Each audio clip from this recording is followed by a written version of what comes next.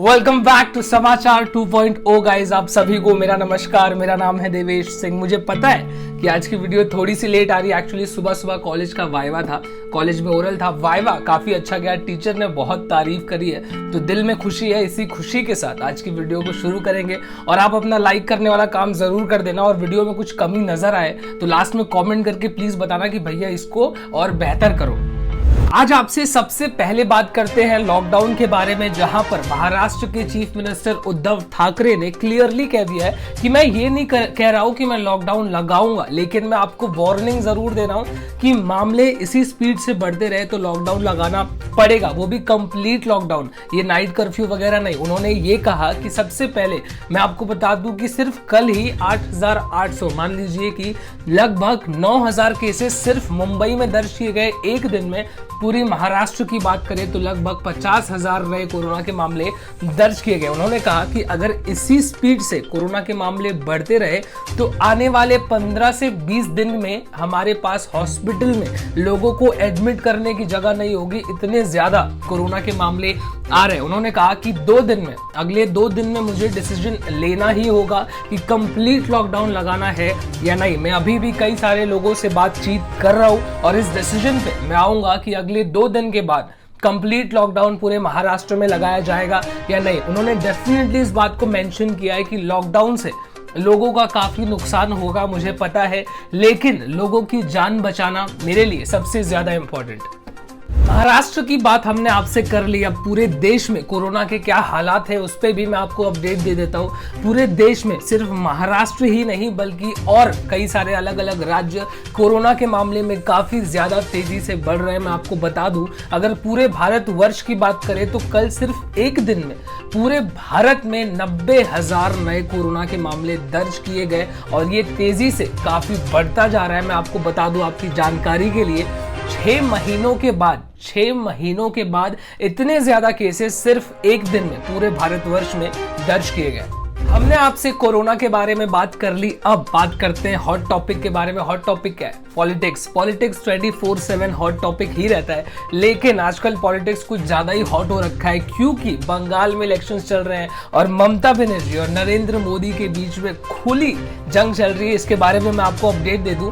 नरेंद्र मोदी कई बार अपनी रैलीज में कहते हैं कि ममता बनर्जी को यहाँ से लड़ना चाहिए, ममता बनर्जी को वहां से लड़ना चाहिए, दीदी यहाँ से लड़के दिखाए, उनके दम है, उनके अंदर दम है तो वो नंदीग्राम से लड़के दिखाए। और ममता बनर्जी ने ये एक्सेप्ट भी कर लिया कि वो नंदीग्राम से लड़ेंगे, जिसके बाद कल ममता बनर्जी ने नरेंद्र मोदी को खुला जवाब दिया और उन्होंने कहा कि नरेंद्र मोदी मुझे ये सजेस्ट ना करें कि मुझे कहां से लड़ना चाहिए, जहां से मुझे लड़ने के लिए मेरे लोग कहेंगे मैं वहां से लड़ूंगी, वहां से नहीं जहां से मुझे लड़ने के लिए नरेंद्र मोदी कहेंगे। उन्होंने कहा कि नंदीग्राम से तो मैं बड़ी आसानी से जीत जाऊंगी, मुझे सलाह देने से पहले वो अपने होम मिनिस्टर अमित शाह को संभाले, मेरे बारे में वो बाद में सोचे। मैं आपको बता दूं कि पूरे भारतवर्ष में सिर्फ ममता बनर्जी ही एक लौती लीडर बची हैं जो नरेंद्र मोदी और बीजेपी के आंख में आंख लड़ा के खड़ी रहती हैं और उनको खुली चुनौती देती है। पूरे देश में ऐसी कोई लीडर बची नहीं है जो बीजेपी को ऐसे खुले कन्फ्रंट कर सके, और शायद यही वो वजह है जिसकी वजह से बंगाल में जो इलेक्शन चल रहे हैं वो इतने ज्यादा इंपॉर्टेंट है।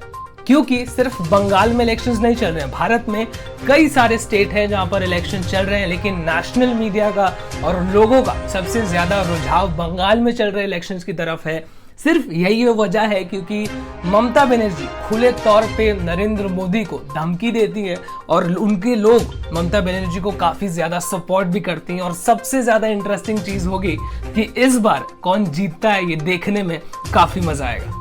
हमने आपसे कोरोना वायरस के बारे में बातचीत कर ली, पॉलिटिक्स के बारे में बातचीत कर ली। अब थोड़ा सा आगे बढ़ते हैं और ऊपर जाते हैं, भगवान के बारे में बात करते हैं, गॉड के बारे में। लेकिन ये श्री राम भगवान के बारे में नहीं बल्कि क्रिकेट के गॉड के बारे में बात करेंगे। जी हाँ, God of cricket Sachin Tendulkar के बारे में। आप सबको पता होगा सचिन तेंदुलकर को भी कोरोना पॉजिटिव हो गया है और इस बात को 5 दिन हो गया है, लेकिन 5 दिन के बाद कल उन्हें हॉस्पिटलाइज किया गया, हॉस्पिटल में एडमिट किया गया क्योंकि सिचुएशन थोड़ी सी ज्यादा कॉम्प्लिकेटेड हो गई है। और सचिन तेंदुलकर सच में भगवान है क्योंकि सिर्फ भारत देश से नहीं बल्कि पूरी दुनिया से कई बड़े बड़े लोगों ने तक सचिन तेंदुलकर को फिर से जल्दी से ठीक हो जाने की शुभकामनाएं भेजी है। ये दुआ की है कि वो जल्दी ठीक हो जाए। हमारी तरफ से भी यही प्रार्थना है कि सचिन तेंदुलकर बहुत जल्दी ठीक हो जाए। जितने भी लोग ये वीडियो देख रहे हैं सबको कमेंट में जाके लिखना है सचिन तेंदुलकर ओपी। अब आपसे थोड़ा सा भारत और चाइना के बारे में बातचीत करते हैं, जहां पर आपको पता ही है भारत और चाइना के बीच में रिश्ते पिछले कुछ वक्त से कैसे चल रहे हैं, क्योंकि बॉर्डर पे रिलेशंस काफी ज्यादा तनाव भरे हैं। भारत और चाइना के बीच में कई सारे बॉर्डर्स ऐसे हैं जहां से सोल्जर्स को, आर्मी ऑफिसर्स को वापस पीछे ले लिया गया है, लेकिन अभी भी ईस्टर्न लद्दाख में ना चाइना ने अपने जवानों को पीछे लिया है ना भारत ने अपने जवानों को पीछे लिया है। दोनों एक दूसरे के आंख में आंख डालकर वहां पर अपने देश की सुरक्षा कर रहे हैं। जहां पर इस मुद्दे पर कल मंत्रियों ने दिल्ली में बातचीत की और कहा कि अगर चाइना अपने आर्मी ऑफिसर्स को पीछे लेगा तो भारत भी अपने ऑफिसर्स को पीछे लेगा, तभी भारत और चाइना के बीच में रिलेशनशिप्स और बेहतर होंगे और ट्रेड भी काफी ज्यादा इंप्रूव होगा। और मुझे भी यही लगता है कि चाहे वो चाइना हो या अमेरिका हो, भारत को पीछे हटने की जरूरत नहीं है। अगर वो बॉर्डर से पीछे जाएंगे तभी हमारे जवानों को भी पीछे आना चाहिए। उत्तर प्रदेश से एक काफी ज्यादा शर्मनाक खबर निकल के आ रही है। वैसे तो उत्तर प्रदेश से ऐसी खबरें आती रहती हैं, कोई नई बात नहीं है। इसके बारे में मैं आपको बता दूं तो उत्तर प्रदेश में एक 10वीं कक्षा में पढ़ने वाली लड़की के साथ गैंग रेप किया गया, उसके बाद उसकी जान ले ली गई। इस पूरे मुद्दे को मैं डिटेल में एक्सप्लेन करूं तो मेरठ में ये लड़की रहती थी और 10th स्टैंडर्ड में पढ़ती थी। इस लड़की के क्लासमेट ने, यानी कि उस लड़की के साथ जो उसका दोस्त पढ़ता था, उस लड़के ने अपने 3 और दोस्तों के साथ मिलके इस लड़की का गैंग रेप किया, जिसके बाद उसे जहर दे दिया। वो लड़की उसके बाद किसी तरह से अपने घर पहुंची और घर के गेट पर बेहोश होकर गिर गई, जिसके कुछ ही घंटों के बाद उस लड़की की जान भी चली गई। और यूपी की सुप्रीम पुलिस का कहना है कि ये हो सकता है कि रेप करने के बाद लड़की ने शर्म के मारे सुसाइड कर लिया हो। अब एक गंजेड़ी, कम से कम पोस्टमार्टम रिपोर्ट तो जाके देखो, जहर दिया गया उस लड़की को। यार ट्रैफिक पुलिस वाले काफी ज्यादा परेशान करते हैं और आपको भी लाइफ में कभी ना कभी तो उन्होंने परेशान किया ही होगा, या हो सकता है कि ना भी किया हो। लेकिन अगली खबर जो निकल के आ रही है वो दादर से निकल के आ रही है और दादर में एक ट्रैफिक हवलदार ने एक महिला को गलत तरीके से परेशान किया। पूरा मामला मैं आपको एक्सप्लेन करूंगा, जहां पर मैं सबसे पहले बता दूं इस हवलदार की उम्र 32 साल है और वो लड़की एक सिक्योरिटी गार्ड का काम करती थी। अभी कुछ महीने पहले ही उसको एक गवर्नमेंट की बिल्डिंग में पोस्टिंग हुई थी उसकी, जहां पर इस हवलदार ने लड़की को अपना इंटरेस्ट बताया, लेकिन लड़की ने स्ट्रेट अवे मना कर दिया कि उसको कोई इंटरेस्ट नहीं है। जिसके बाद हवलदार ने कई बार अलग अलग नंबर से उस लड़की को फोन करके परेशान करना शुरू कर दिया, यहाँ तक कि सेक्सुअल फेवर्स भी मांगे। लड़की ने मना किया तो लड़की के परिवार वालों को फोन करके कहने लगा कि मैं तुम सबको जान से मार दूंगा। अभी कुछ दिन पहले ही लड़की अपने घर जा रही थी, तब इस हवलदार ने वापस फोन करके परेशान किया, लेकिन इस बार लड़की ने पुलिस कंप्लेंट की और पुलिस ने उस हवलदार को चौकीदार बना दिया। मेरा मतलब है उसके खिलाफ स्ट्रिक्ट एक्शन लिया और उसको अरेस्ट कर लिया गया।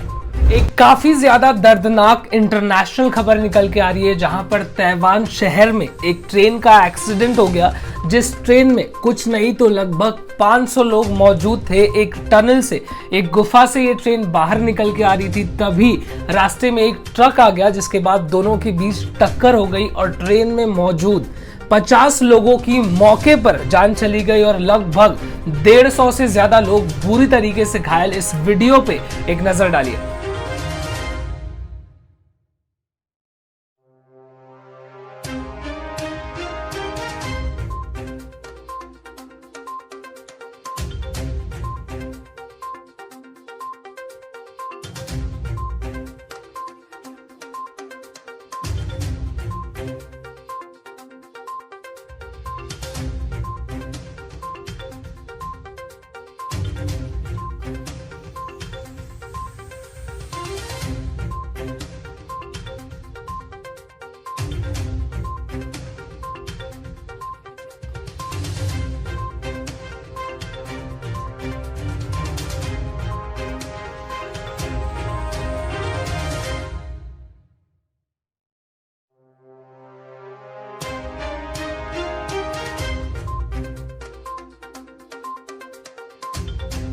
अगली खबर बॉलीवुड से निकल के आ रही है। इंडस्ट्री में काफी बड़ा नाम, मैं आलिया भट्ट की बात कर रहा हूं। अभी खबर निकल के आ रही है कि आलिया भट्ट को भी कोरोना पॉजिटिव हो गया है। आप सबको पता होगा, मैंने भी न्यूज में कवर किया था। अभी कुछ दिन पहले ही रणबीर कपूर को भी कोरोना पॉजिटिव हो गया था और अब आलिया भट्ट को भी हो गया है।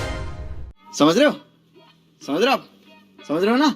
इसी के साथ आज के न्यूज अपडेट्स में बस इतना ही। आप वीडियो को लाइक करने का काम कर देना और चैनल को यार जरा सब्सक्राइब कर लो। और कल आपसे मैं फिर से मुलाकात करूंगा, तब तक आप अपना ख्याल रखें। This is me Devesh Singh signing off. जय हिंद।